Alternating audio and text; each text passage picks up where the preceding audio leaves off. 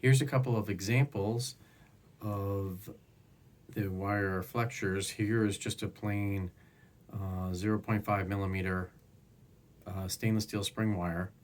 And here's that same wire connected to two other pieces. So we've got a small screw on this end and a piece that's going to allow us to connect to the piston, Airpot piston on this end.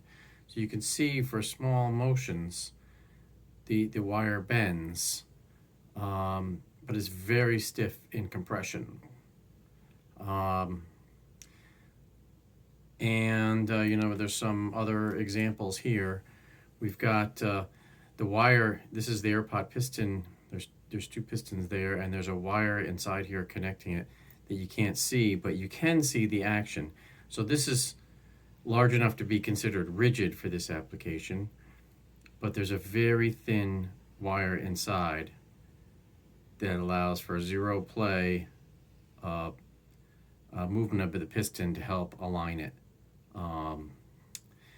to the cylinder. And then here we have a larger unit where we've got the screw on one end, the wire, which is about 1 millimeter, and then a stiffening section in the middle to minimize the chance of buckling, and then another section of wire here at the end. And you can kind of see the if you have parallel misalignment, you're going to have something like that, or angular misalignment, something like that.